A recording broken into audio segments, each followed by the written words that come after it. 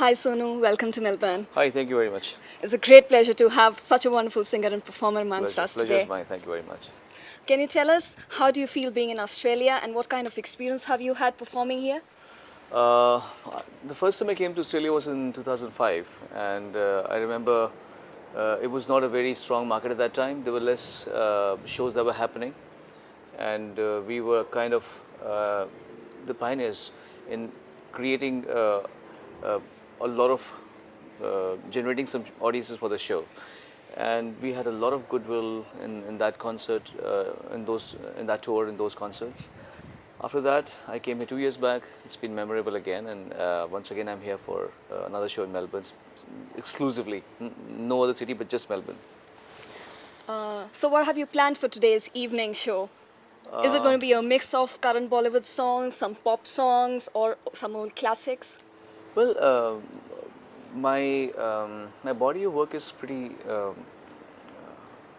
It's pretty varied, and it's got lots of genres of songs. It's got romantic songs and fast songs, patriotic songs, semi-classical songs. So I'll try to keep a mix of everything. And but besides that, besides the choice of songs, it's the energy that you can create on the stage and then transfer it to the audiences. That's what I work on. So, what is the difference between Sonu Niigaam, the playback singer, and Sonu Niigaam, the on-stage, on-screen performer? Oh, there's a huge difference. On stage, I always use this term. I die on stage, because when I'm on stage, that's when I'm completely in nirvana. And when I'm singing off stage, otherwise on recording halls or at home or anywhere else, it's singing. It's an art form. But on stage, the art form converts into something much more divine, something much more spiritual, with no efforts. I don't really make an effort for that. I just let myself go with the flow.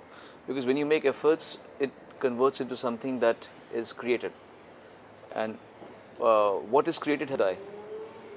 And what I do is ultimately I end up dying on stage and just let myself mix with the energies, with the vibrations, with the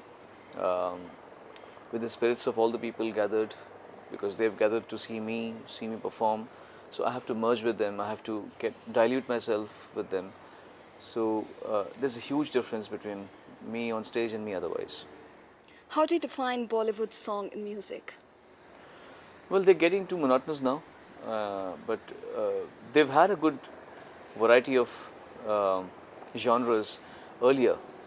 I would say there was a time when we used to have bhajans and ghazals and qawwalis and sad songs and fast-paced songs and romantic songs, patriotic songs. Everything used to be part of films earlier.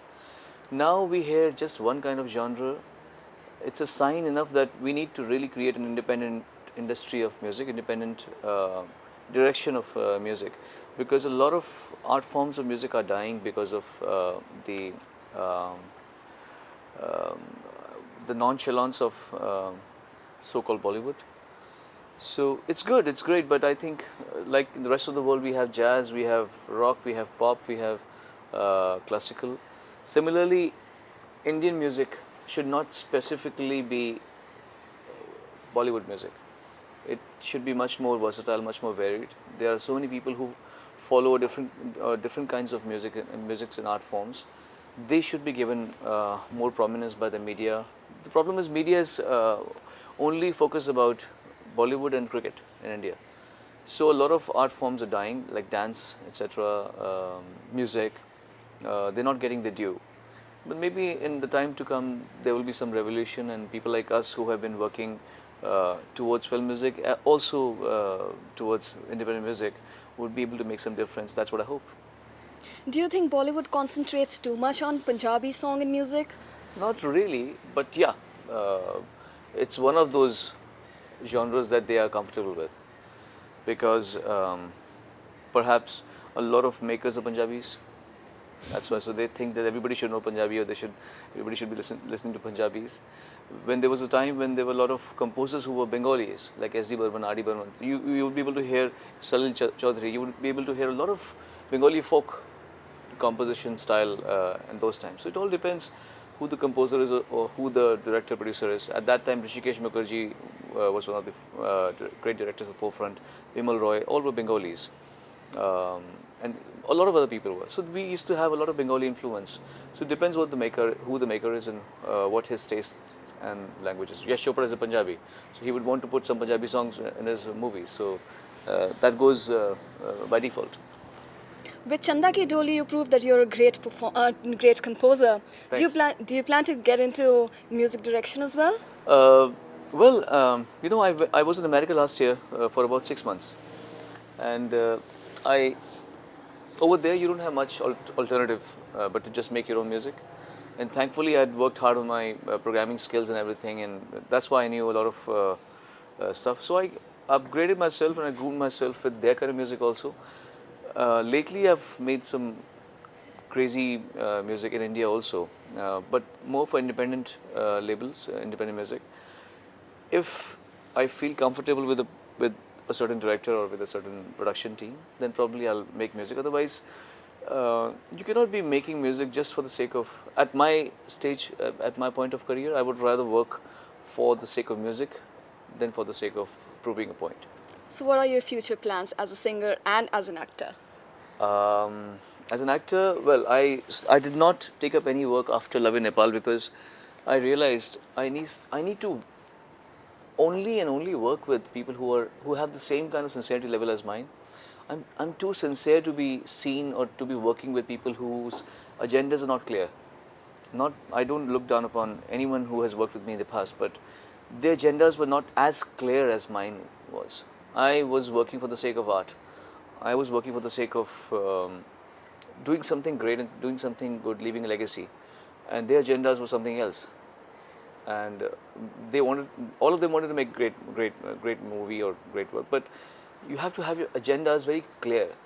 So that's why I did not end up choosing any other movie after that. If at all I'm destined to, I'll probably work in something else. Otherwise, I'm not really running after anything that's, I'm pretty happy with my life. The same in terms of music, I'm doing a couple of collaborative work with some people in America and UK. You'll be able to hear something in the future. Which of your songs do you rate as amongst the best? Can you just name a couple of them? I love my album Classically Mild. All the songs in that album are completely out of the league, completely. And I'm so proud of that album because 40-50 years later, when I'm not there, people are going to be remembering me. If at all I don't do anything better, then Classically Mild will be the best work of mine. So I love Classically Mild. But of course, I love my album Deewana. I love Mausam song Bijuriya. I love Chanda Ki Doli. And I love Satrangi Re. I love Kal Ho Na Ho. I love Suraj Ho Madham, Border, Sandesh Se Aate Hain, Ye Dil Deewana, Rang De Basanti, Chola. I love All Is Well. So I have quite a platter of songs. तुमसे मिलके दिल का है जो हाल क्या कहें हो गया है कैसा ये कमाल क्या कहें. Thanks, Sonu, for such a wonderful interview. Thank you very much. Appreciate it.